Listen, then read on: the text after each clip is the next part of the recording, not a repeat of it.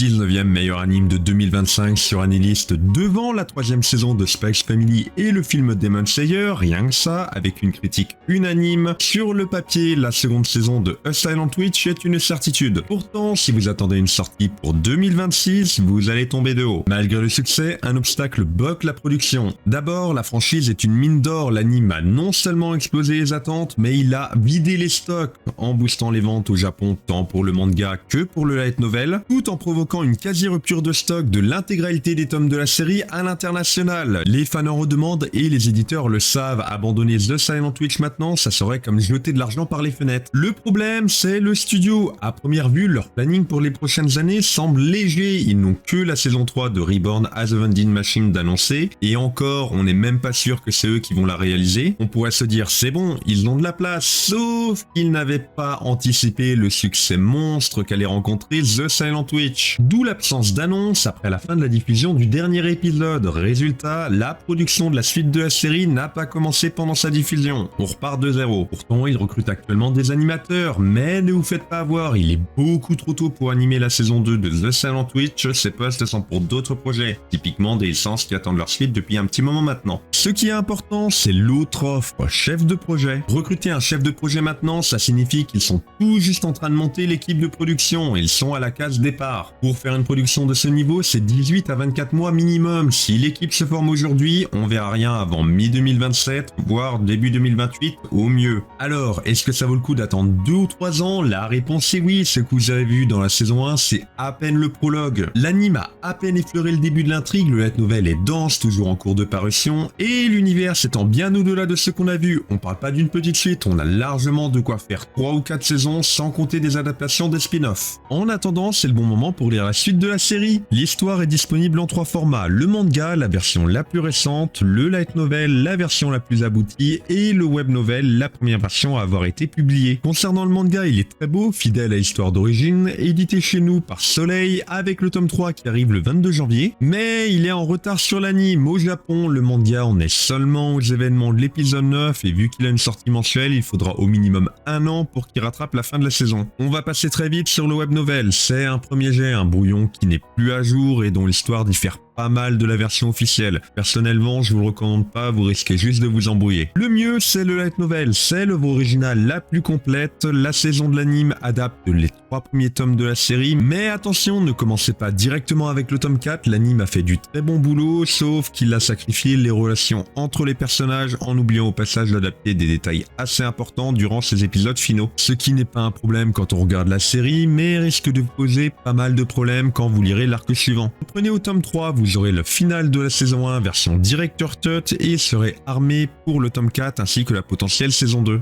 Le seul point noir, il n'y a pas de version française traduite du roman actuellement, il faudra passer par la version anglaise éditée par Yen Press que vous pouvez commander auprès de votre boutique spécialisée ou alors sur Amazon même si ça vous coûtera un peu plus cher que dans une librairie. Ils ont déjà sorti les 7 premiers tomes ainsi que l'histoire supplémentaire, le tome 4.5 avec le tome 8 qui est prévu pour milieu 2026. Si vous voulez que je traite d'autres licences, n'hésitez pas à me le dire dans les commentaires. En attendant, bonne lecture et abonne-toi pour plus d'actu.